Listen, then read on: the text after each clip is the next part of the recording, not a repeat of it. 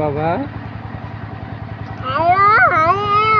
Hello বাবা শুনবে না আমার কথা? হ্যাঁ, শোনো একটু। ওই যে ওখানে দেখো, ওই যে ভিডিও করতেছি, মোবাইলের দিকে দেখো, কথা বলো।